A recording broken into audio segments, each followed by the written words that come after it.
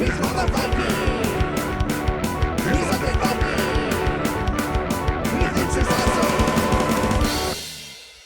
everybody, this is me, the Undead Viking, and this is Rise of Tribes. Rise of Tribes is an area control game in which each person has this fledgling tribe that is like come across this fertile valley, if you will, and they are trying to become the tribe in this valley that has elevated themselves up higher and more powerful than those that are around them, so they can kind of stake their claim and take control over the situation.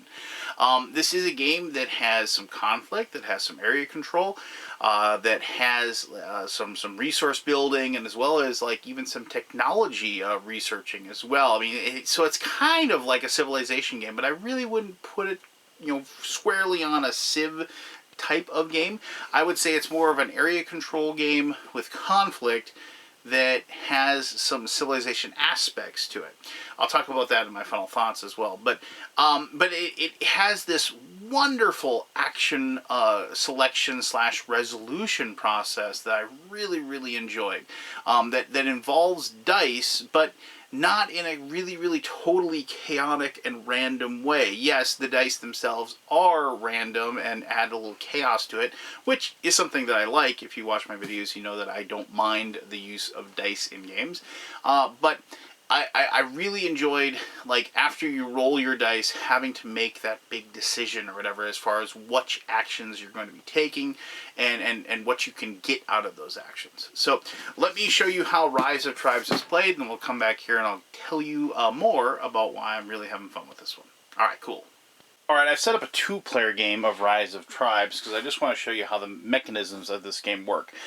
You'll notice that there are these tiles located here, and I have more tiles in this pile here.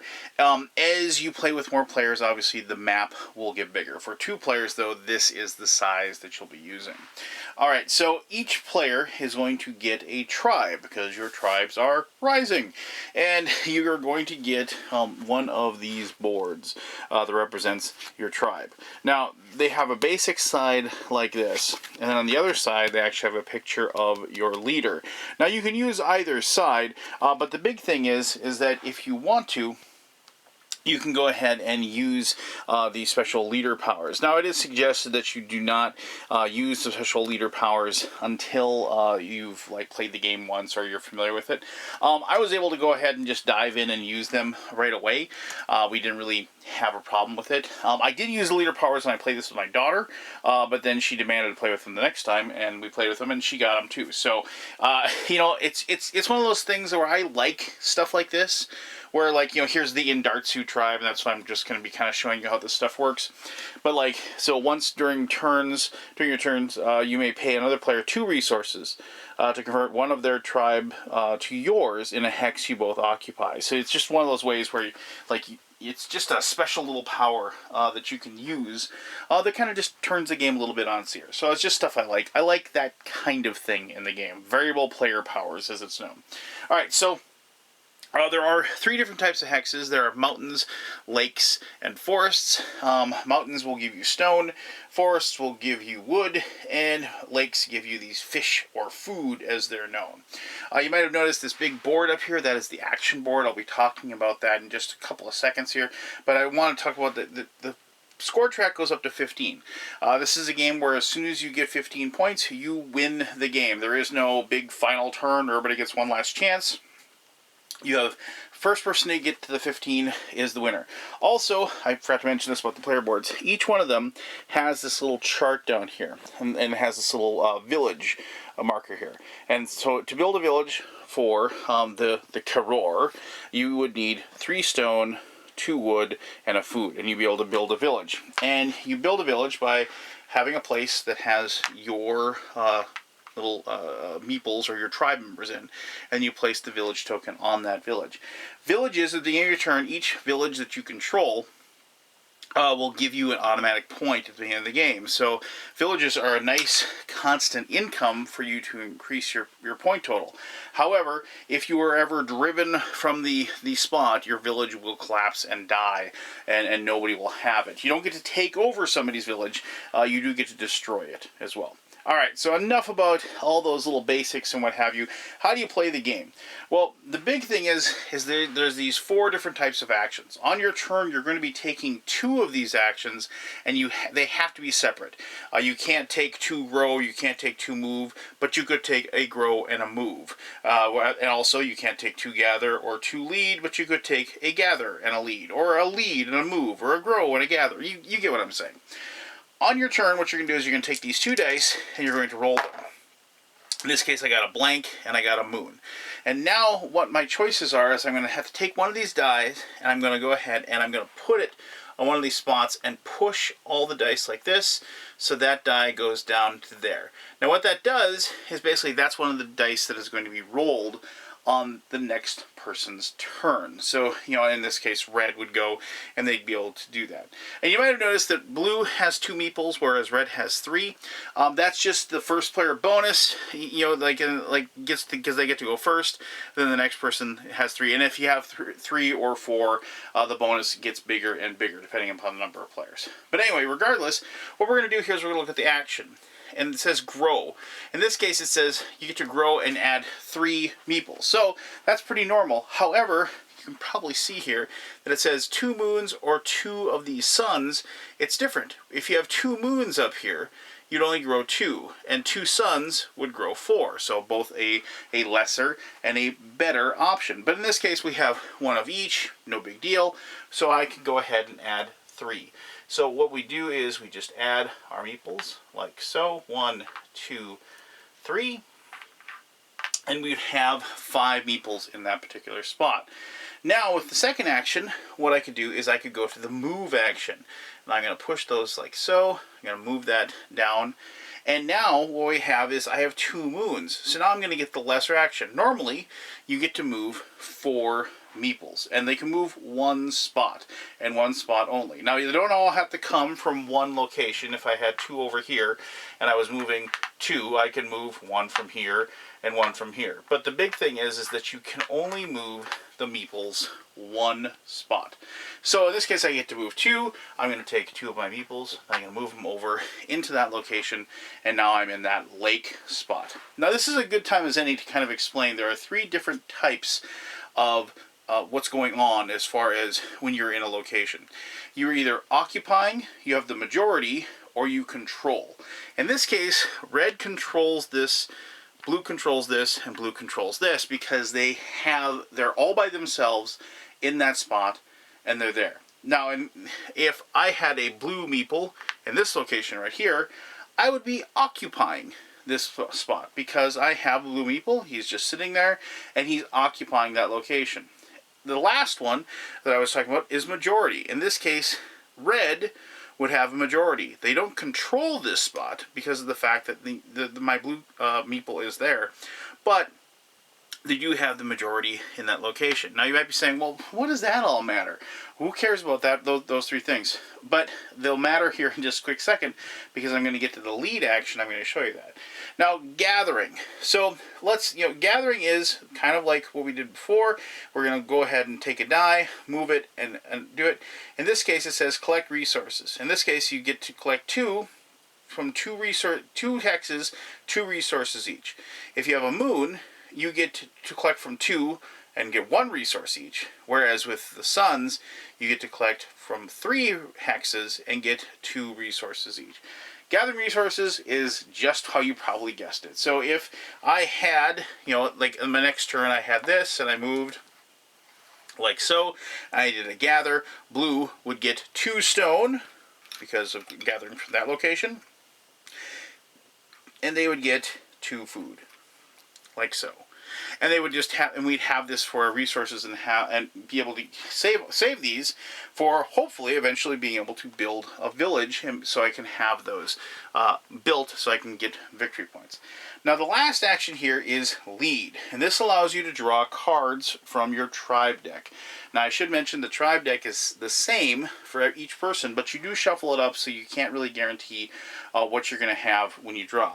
Now the tribe deck has 2 different types of things. It has like these kind of like like growth things, like you get a cart. So now that any may move 2 additional tribe members if you are able to make this cart. And of course it costs 2 food, and it costs 1 of your forest resource to make that. Plus it's worth 1 victory point. They also have these like kind of like majority. So this is where that majority comes in handy. So majority in the mountains. Majority in 3 mountain hexes. So if I can have 3 mountain hexes on the board where I had the majority with, then I can go ahead and turn that in for 3 victory points. So one of these is basically like you just turn it in. So you know, build your entire tribe. So you have 20 meeples. If all your tribe members are on the board, it's worth 4 victory points, and so you can do that. So some of them are just a one-time cash in for points, but others allow you, you know, to have certain bonuses. So you get to draw 1 additional lead card with mysticism. So it's kind of like you're researching technology, which I kind of like. And this is, you know, it is like kind of a civilization theme game, and so having the ability to kind of research those things adds a lot to the game as well. So after we're done, so then red would go, and they would roll their 2 dice. They'd get a sun and a blank, and so, you know, maybe they would do the grow. So they'd have 2 suns, in which case then they would be able to have 4 more on there. And this is actually good because this will be good to show you something. So they can put the 4. Now, technically, there is a maximum of 5 meeples per hex. And so if we go to this one and do a move, and this allows you to move 4, then we'd still be able to move those 4 out of there. But if you do have, actually, let me set up, so we move 2 and move 2, like so. So then you don't have that 5 hex problem. But you're going to end up in situations where you and the other players are going to have meeples in the same location, like so. So now we have too many meeples and they're in the same spot, right? And they are like they're over 5 in that location, and they're of different colors. And I should mention that this can happen with when you have the same color as well. But so now what happens is each person is going to take away 1 of each color, and if you can and if that takes you down below 5, then it's okay. And that is how you actually go ahead and actually have conflict and destroy the other players. So now, if blue moved in there again and had that spot, maybe red had a village in that spot, and we really didn't want red to have that village anymore. So now we move even more in there, so it's congested. We're going to remove 1 of each, kind of sacrificing, so because, you know, obviously they're warring, so they kill each other off, and because red placed that village, it would be destroyed and taken down. So there. That is how conflicts are resolved. Now, there's one last thing that I haven't been able to show you, actually, because I didn't roll doubles on these 2 dice. Anytime, hey, I finally did. Wow, that was awesome. So I rolled those, and a good roll, too. You get 2 suns. Obviously, you get, like, most likely you're going to have a pretty good bonus action here going on. Whenever you roll 2 suns, an event occurs, and there's 2 spots for 2 different events right there. And so when you have an event, you draw the card and you have this ability. So here we go. It's like you pay 3 food to acquire this altar, and if you can pay those 3 food at the end of your turn, you may pay 1 of your tribe. You pay 1 of your tribe members from any hex and spend 1 of each resource or 4 of one kind to gain a victory point. And then you may repeat this action in a turn. So you could so basically what you're doing is you're sacrificing your people to whatever, you know, pagan gods that you have, or, you know, and you're gaining, you know, whatever, you know, powers that you get from that. Now, if somebody on their turn rolls doubles, the active player can discard this if they want to. So if they think you're using it for, you know, getting too many victory points, they want to make sure that you can't anymore, they can force you to discard that. Obviously, if you have the altar and you roll doubles, you don't want to be forced to do that. But that is how that particular one gets taken care of. Now let's just show you another event here. Let me draw another one here. Alright, so this one, Plentiful Wood. So you place 6 woods, you place 6 of the wood resources on this, and then when a player takes a gather action, they may take 2 resources from this card for each forest hex that's producing, so they can gain even more wood. And then and this would go here in this event, and once that is taken care of, then this would be gone. And as you discard these, you just discard them over into the event discard. And if you were going to draw an event, but both of these event cards were still there, you aren't going to get to draw an event because of the fact that they kind of gum up the works, if you will. But once they're gone, that opens up the spots, and you're able to add another event if you roll doubles. I did realize there's one other rule that I didn't show you, and I apologize for that. When you do a lead action, for every and when you do the lead action, you draw these cards, right? So it says, like, you draw 2 cards. You just get to draw 2 cards off the top of the deck, and then you get to place them, over here, because these are like your goals that you have in progress. So majority in forests, and a bow that you're trying to create. And bows are actually really cool. Let me actually show you what bows do. So if you have a situation where you're going to be doing a conflict, the first thing that happens with the bow is the bow takes down one of the opponents. They're destroyed.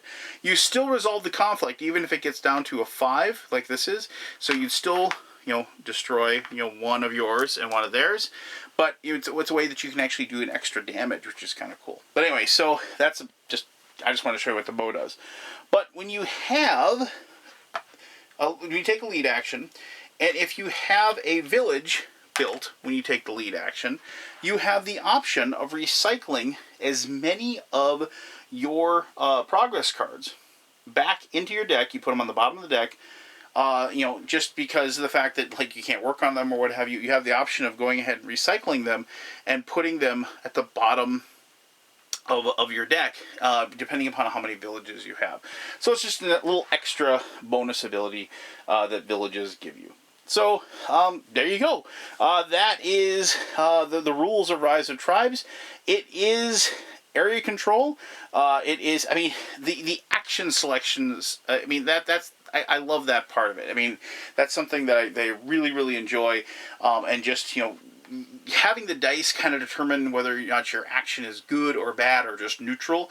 It's one of those fun things. And also, it kind of, it puts a little bit of problematic, problem solving on your turn, because if you really, really need certain results to be able to take advantage of moving a certain number of units or growing a certain units or getting a certain number of resources, you're really, really hoping that you get the icons that you need. But if you don't, then you have to figure out a way to do it anyway. And I like whenever you have a dice roll, because of the fact that it is an action, it is something where somebody is doing it, and everybody at the table is concentrated on that, and they're watching and they're seeing what they're going to do and see how they resolve. Now, admittedly, a 2-player game is going to be way different than a 3 or a 4-player game, but they all 3 of the number of players have their own wrinkles that really make the game a lot of fun. 4 players, obviously, you're going to have a lot of different conflicts going on. You're going to have a lot of people warring over territory. 3 players, same kind of feel, but you do get to, you have that wonderful 2 versus 1. If one person seems to be gaining a power, the other 2 will recognize that and go after them and try to take them down. And then, eventually one of those 2 will then rise to the top, and then the other 2 will gang up. So I like that when those 3-player games with conflict, I do enjoy that aspect. And a 2-player game, it's a little more laid back, but it is still, very, very focused and very, very, because you only have the one person, and you're focused on making sure that you are getting your points faster than they are, and trying to stop them at any time you can. But let me talk about that and a whole lot of other stuff about why I really like Rise of Tribes in my final thought. All right, Rise of Tribes. So, I forgot one thing. I always forget one thing. But this one I remembered. So, when I forget one thing. Anyway, regardless. So, somebody might be saying, well, why because there's no limit to the number of the different progress cards that you're working on. You can, as you draw those, I mean, you can have a whole tableau of those that you're working on, and as soon as you like achieve what you need, as far as like those achievements of having certain like majority control over, or like like occupying or whatever, if you have those things, you can turn those in immediately. And then the other ones you're spending resources to achieve. Now, I know a lot of people, and I mentioned the fact that they have the villages or whatever that allow you to take some of those and put them at the bottom of the deck. And some of you might be saying, well, why would I do that? I mean, once you draw the card, right, you want to be able to use it. The reason why you do it is because that for each one of those cards that you slide down and put away, you're able to draw another card. So if you are like in a situation where you have something where it's like, oh, have majority in like 3 mountains, and there's just no way you're gonna have that any chance, and you really want to get like the bow, like like technology basically, or like the cart or whatever, and you haven't seen it yet, it allows you to kind of cycle through that deck and get that maybe to pop up for you and come into existence. So, all right, there you go. That's that.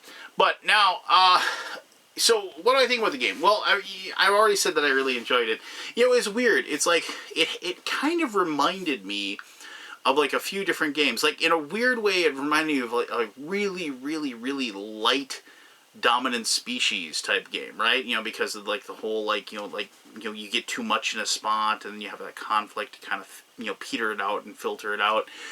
It also reminded me a little bit of like an older game from Bruno Faiduti called In the Valley of the Mammoth, which, is a game that I really, really enjoyed. And if you can track that one down, I strongly suggest. But regardless, so, I mean, it had these elements of other games, but it just, what really kept coming through for me as something that I really, really enjoyed was, as I said, the action selection process of rolling those 2 dice, looking at your options, seeing which, the icons, how they match up, and how they will work on that particular turn. If you've been like completely, destroyed, you're down to like 1 or 2 meeples on the board, you absolutely positively have to grow, so like, but maybe you get a poor roll, maybe there's like moons on there and you roll double moons, which is of course like the worst roll possible. I mean, it's just like, do you still go through with that? Do you do a really, really pathetic grow action, or do you do something else? Do you try to get through your cards? I mean, there's just all those kind of things. It's like, how do you process what just occurred, and how do you move forward from there? So, and the thing is that it isn't as complex as a lot of other games of this genre, and so I found myself, in this kind of medium weight, strategy game, if you will, that like, there was a good introduction to the heavier area control type games that I really, really enjoy.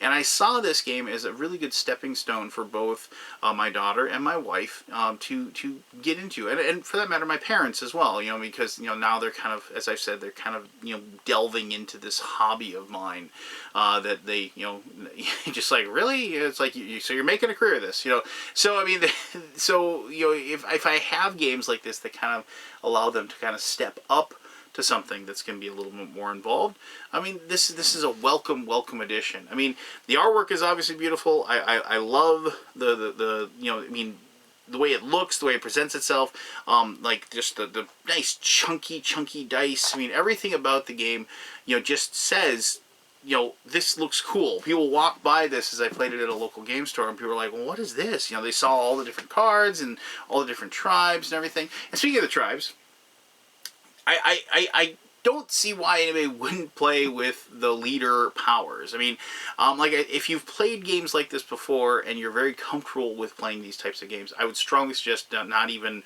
ever playing the game without them. But I can understand if you wanted to kind of avoid that and not have that extra wrinkle or whatever, and want, there not to be, because it does add another level of complexity and a level of chaos, if you will, because of the different powers that people have. I can see wanting to avoid that, but I strongly suggest playing with them because they are awesome. So there you go. That is Rise of Tribes. If you like like area control games, and you're looking for something that's on the lighter side as far as that is concerned. And and don't take that as a negative at all.